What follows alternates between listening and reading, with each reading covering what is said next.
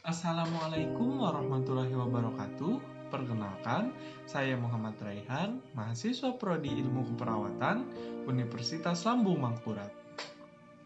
Hari ini, saya akan melakukan laporan membaca dari buku yang berjudul Kisah Nyata 25 Nabi dan Rasul, di mana buku ini dikarang oleh Cecep Ihsani dan diterbitkan oleh dua media.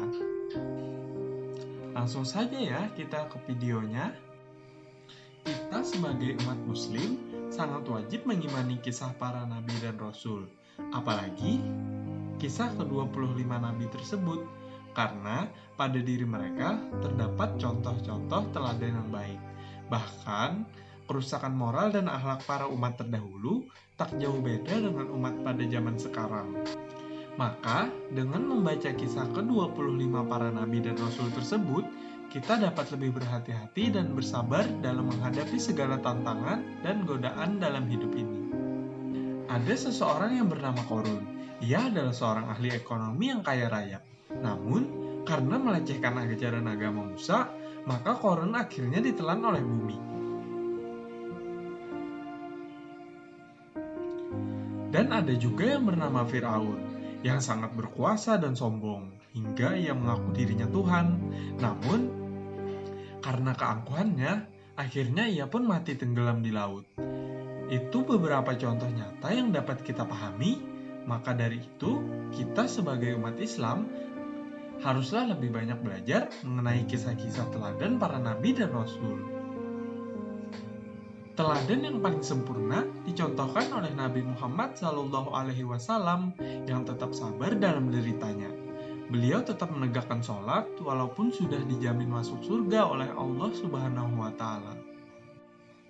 Buku yang menceritakan kisah nyata 25 Nabi dan Rasul ini adalah buku yang menceritakan kisah Nabi yang pertama kali mengenal tulisan dan membuat rumah dengan arsitektur sederhana. Ada juga Nabi yang bisa mengerti bahasa binatang.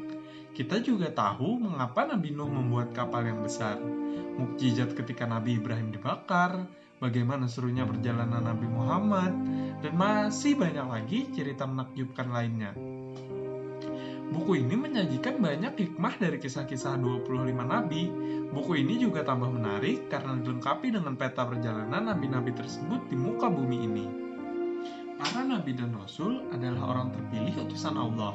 Masing-masing dari mereka memiliki tugas dan keistimewaan tersendiri. Nabi Adam alaihissalam misalnya diciptakan sebagai manusia pertama. Nabi Idris alaihissalam diberi kesempatan melihat surga dan neraka. Nabi Nuh alaihissalam berdakwah selama 950 tahun, sementara Nabi Ibrahim alaihissalam dan putranya Nabi Ismail alaihissalam diberi amanah untuk membangun Ka'bah. Ada juga Nabi Ayub alaihissalam yang diberi cobaan berupa penyakit, sementara putranya Nabi Zulkifli alaihissalam sukses menangkal godaan syaitan. Kisah para nabi diceritakan kembali melalui jalinan cerita yang ringan dan mudah dimengerti. Kisah hidup 25 nabi dan rasul dalam Al-Quran ini dijamin akan membuat kalian membaca, dan terus membaca sampai halaman akhir. Banyak kisah para nabi dan rasul yang mungkin pernah kita ketahui. Namun, cukup banyak pula di antara kisah-kisah tersebut yang tidak memiliki sumber periwayatan yang jelas. Kisah para nabi dan rasul dalam buku ini tersaji berdasarkan topik-topik inti yang mewakili tiap episode sejarah para nabi. Namun, dari semua cerita tersebut, yang paling saya suka adalah cerita dari Nabi Muhammad SAW, di mana cerita tersebut diawali ketika para manusia dalam kegelapan dan kehilangan pegangan hidupnya. Lahirlah ke dunia dari keluarga yang sederhana di kota Mekah, seorang bayi yang akan membawa perubahan besar bagi sejarah peradaban dunia. Bayi itu yatim. Ayahnya bernama Abdullah meninggal kurang lebih 7 bulan sebelum dia lahir. Kehadiran bayi itu disambut oleh kakeknya Abdul Muthalib dengan penuh kasih sayang, dan kemudian bayi itu dibawa ke Ka'bah dan di tempat suci itulah bayi itu diberi nama Muhammad. Menurut para ahli, kelahiran Nabi Muhammad itu adalah pada tanggal 12 Rabiul Awal tahun Gajah atau pada tanggal 20 April tahun 571 Masehi. Dalam perjalanan hidupnya, sejak masih kanak-kanak hingga dewasa, dan sampai diangkat menjadi Rasul, beliau terkenal sebagai orang yang jujur, berbudi luhur, dan mempunyai kepribadian yang tinggi. Tak ada suatu perbuatan dan tingkah lakunya yang tercela yang dapat dituduhkan kepadanya. Berlainan sekali dengan tingkah laku dan perbuatan kebanyakan para pemuda-pemudi dan penduduk kota Mekah pada umumnya, yang gemar berpoya-poya, mabuk-mabukan, dan karena demikian jujurnya dalam perkataan dan perbuatan, maka beliau dijuluki sebagai Al-Amin, yaitu orang yang dapat dipercaya.